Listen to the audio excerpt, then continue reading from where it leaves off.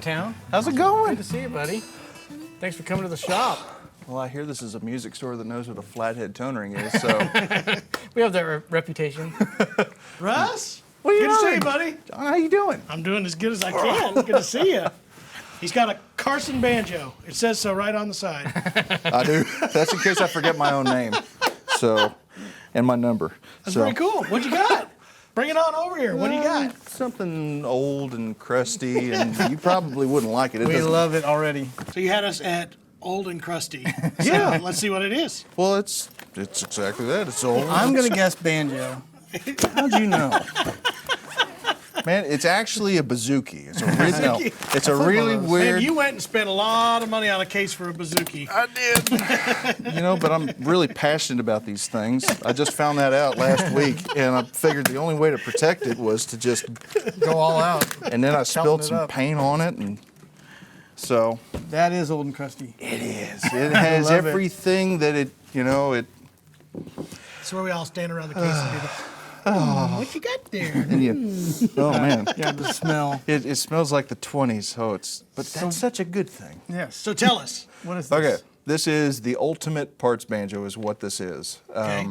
And I talked to Rick about it, and he brought up a good point that every Gibson banjo from Is this a time parts period is a parts banjo. I think we've all discussed that. The problem with banjo players is they tinker with everything, they tear apart everything because it's the only thing that they can do that with. You can literally drop it into like 50 pieces and then reassemble it. It's a musical erector set. It's great. I was going to say, I'm guessing that you liked Legos as a kid. I do. Oh man, I was that kid, and my parents hated me for it because they always stepped on them. So Now it's banjo parts. now it's banjo parts. So Ultimate Parts Banjo. Ultimate. What do you got Tell here? us what you Parts put banjo. together. Okay, so this is an original 29 leaves and bows mahogany 3-neck with just all the crud and bump that you would lots- want That to has see. been And lots of changeovers. Someone and has played the fire out of this thing before I got a hold of it.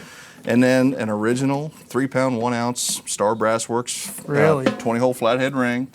And then I had those two pieces, and then along came Melvin Cumbie and 9488-66, which is a 29 fat rim arch top. And it really wanted to be a flathead. Like, it really wanted to be a flathead. It didn't take a lot of convincing. Nope, it took one morning, a cup of coffee, Steve Huber, and here it is. So where's the resonator came from? On that, yeah. Same that? Yep. that banjo? I bought this entire pot assembly with an arch top ring, no neck. So I still have a 40-hole arch top sitting on my desk. I didn't tell Melvin what ring and what neck was going on. I just kind of wanted to surprise him, and here it is. So this is something that I've wanted, just this tool, for going on more than 2 decades now. So how long have you been holding on to that, waiting for the neck and the... Over a year. Just Just waiting. Patient. I'm very good at playing the long game, and if for something like this it was worth not rushing into, I didn't want to find a rim that had been cut 3 times and had all these different rings on it. I wanted something. I hate cutting original banjos. I hate changing things like that. But for this cause, I was okay with it. The cool So. thing about this is, it's to find the parts and be able to get all that stuff and get it together. Yeah. Is hard enough to do. But as we all know, to find one that was already done Right. is outrageous and almost impossible right now. The marketplace Yep. for banjos that are all original, not just all original, but all original flathead 5-string. Right. That is almost an impossibility these days. It is. And the cost is It's the player. astronomical. It is. The players have basically been priced out of the market. I mean, because you guys know, we don't get into this industry for money. We get into it because we love it. Sure. And the players, unfortunately, have just been completely priced out of that equation. And I hate the phrase "give it back." Because I've been with Ricky almost 9 years now, and over that time period, I've been given some of the best flatheads on the planet, and it's great. And then I hear the words "give it back." It's like, I don't want to give it back. I want to keep using it. So this is the first time where I have This is all yours. yes, and That's awesome. I don't have to give it back. I can actually. fine. Oh, you can go. I want to see this neck.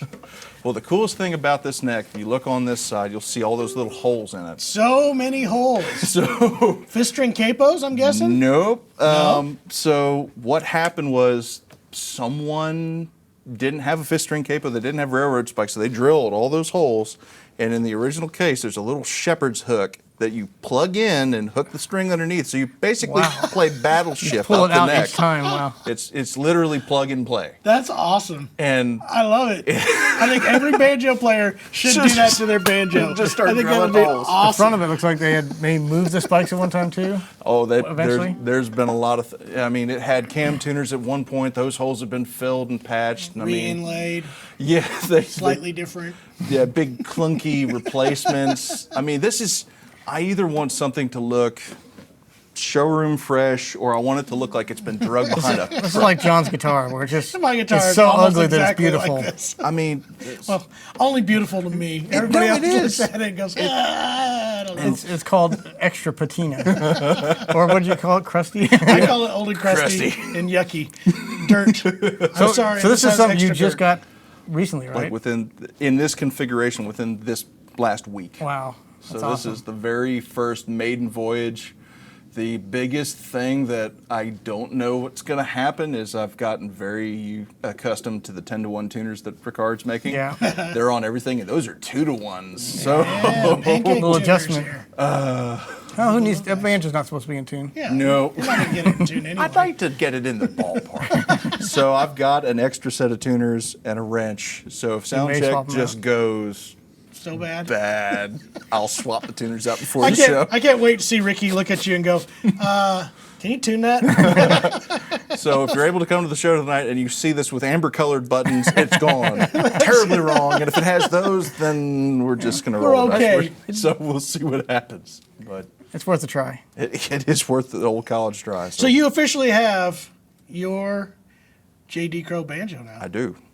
And I mean, like, it is the best of all worlds because Banger, the banjo that he played, basically his whole career, was a fat rim. So that was a 29, so that was a fat rim banjo, but it was a no hole.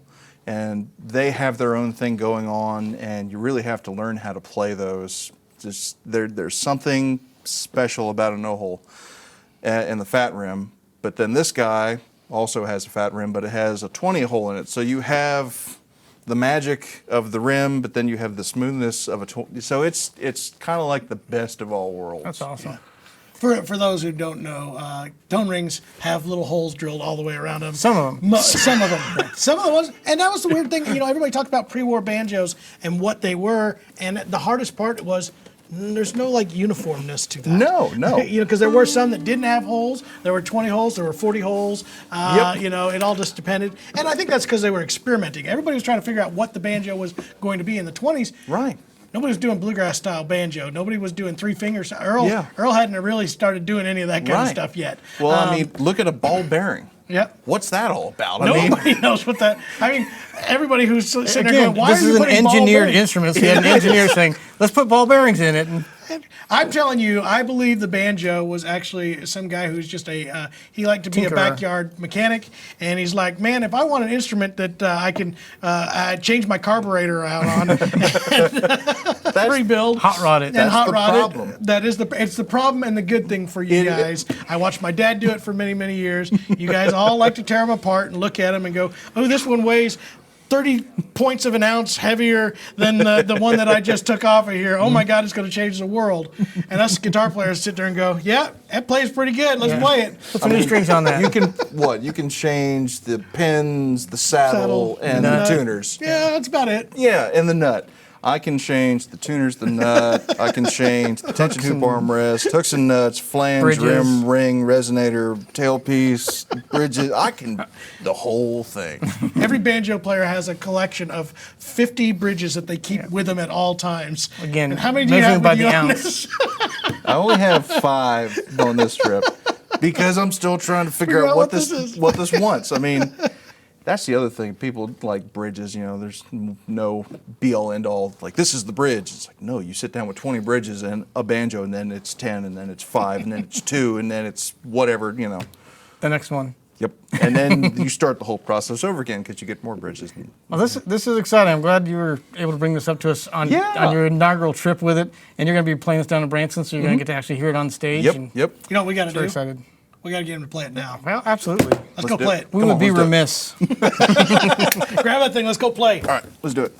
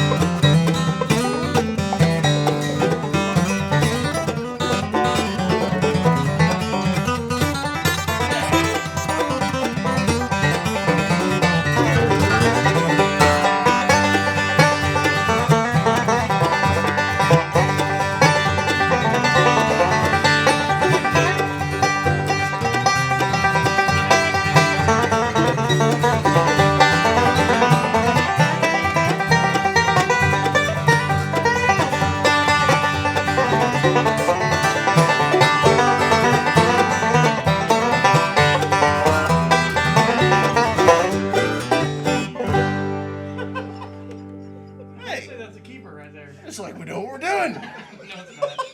No, it's Some of us do. right. One of us. Raise your hand if you don't know what you're doing. It was just me. I knew what I was doing.